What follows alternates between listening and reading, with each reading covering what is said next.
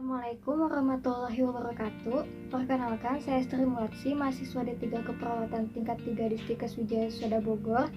Di sini saya akan mempraktikkan tentang sistem pencernaan. Tujuannya adalah untuk mengetahui kondisi terkini pasien, untuk menegakkan diagnosa, dan untuk mengetahui apakah ada kelainan pada sistem pencernaan atau tidak. Lalu, indikasinya biasanya dilakukan pada pasien dengan masalah pencernaan. Untuk alat-alatnya di sini ada stetoskop, bak instrumen yang berisi tong speto dan kasa steril, pen light, handscoon, bengkok, dan 3 bahan perasa yaitu ada kopi, garam, dan gula. Yang perlu kita ingat dalam pemeriksaan fisik yaitu ada inspeksi, palpasi, perkusi, dan auskultasi. Pertama-tama kita minta persetujuan kepada pasien untuk dilakukan tindakan. Selamat pagi Pak, perkenalkan saya perawat ekstri yang bertugas pada pagi hari ini. Kedatangan saya kemari adalah untuk melakukan pemeriksaan pada sistem pencernaan Bapak. Tujuannya untuk mengetahui apakah ada kelainan pada sistem pencernaan atau tidak. Waktunya kurang lebih 10-15 menit, apakah Bapak bersedia ya? Ya. Kalau begitu, saya akan menyiapkan alat-alatnya terlebih dahulu. Kemudian kita siapkan alat-alatnya. Kita dekatkan kepada pasien. Kita jaga privasi pasien dengan menutup tirai. Kemudian kita cuci tangan 6 langkah.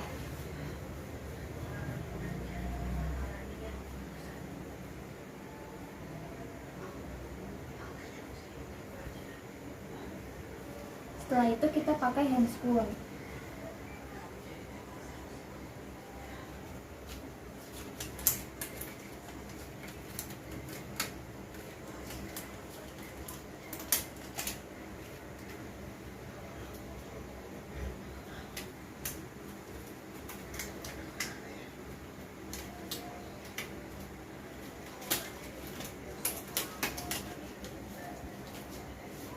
Lalu kita mulai lakukan pemeriksaan. Kita mulai dari bagian mulut.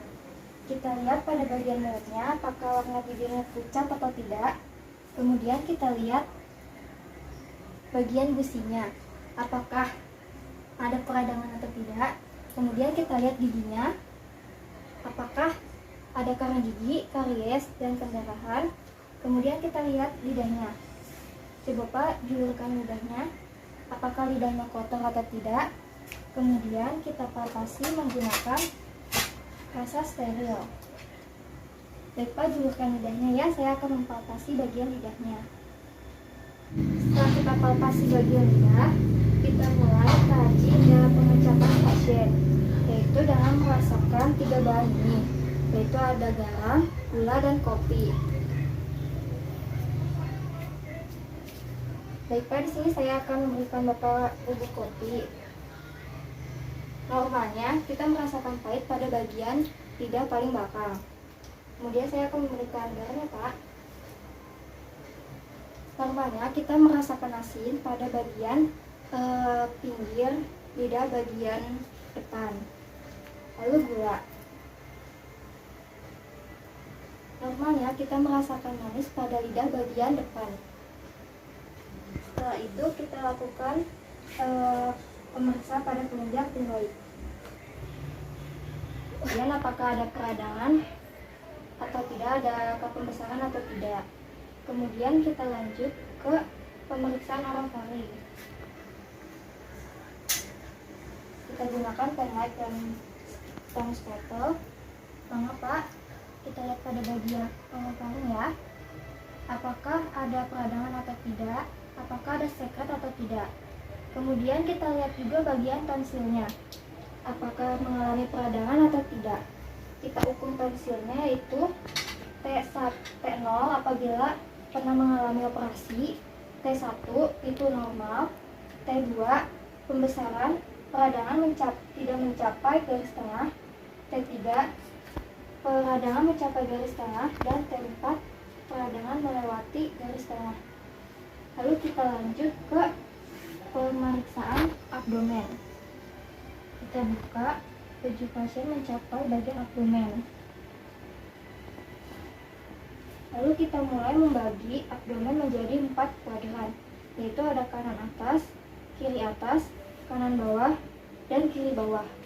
Di kanan atas terdapat hepar, di kiri atas terdapat lambung dan limfa.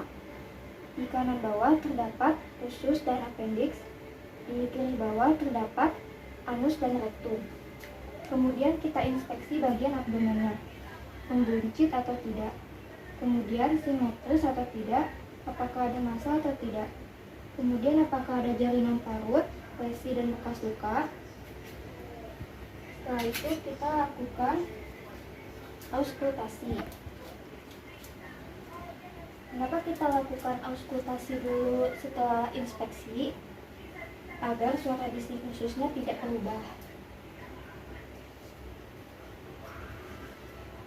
Kita auskultasi selama semenit.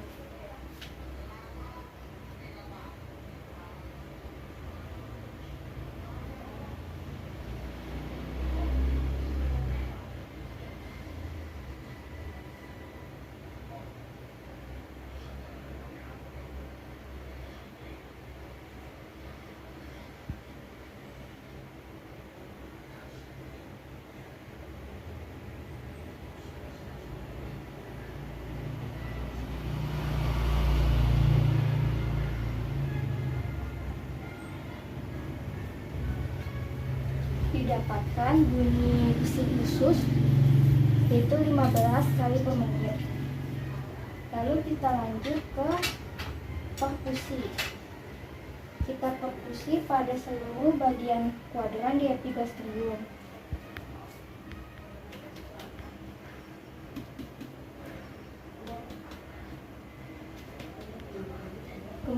Normalnya itu bunyinya timpani, kalau pekak berarti terdapat massa atau cairan.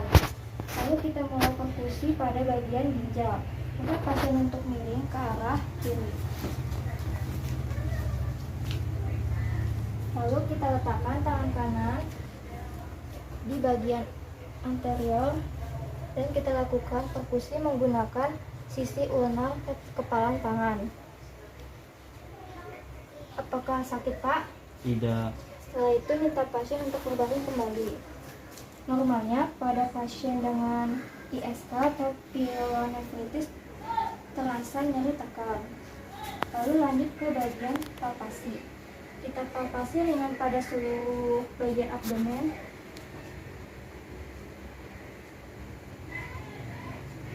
Apakah ada nyeri tekan, Pak? Tidak.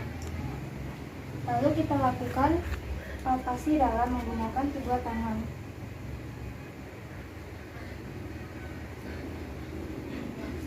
Apakah ada nyeri tekan?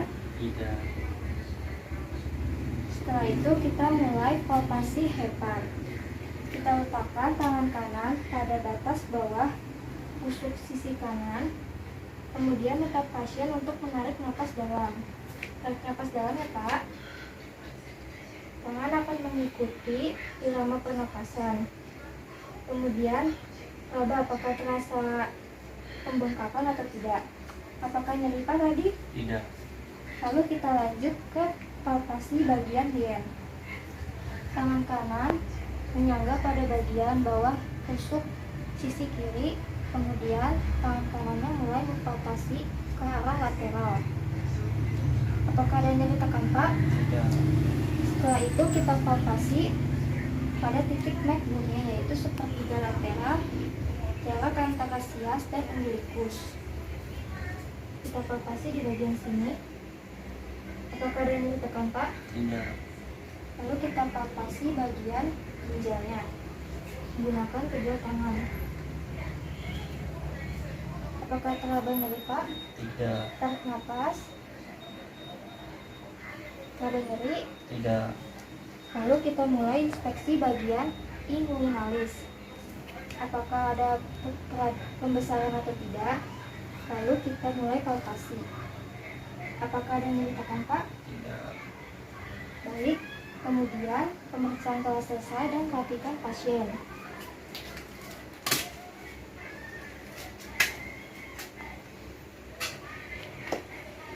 Baik, Pak, saya sudah melakukan tindakan pemeriksaan.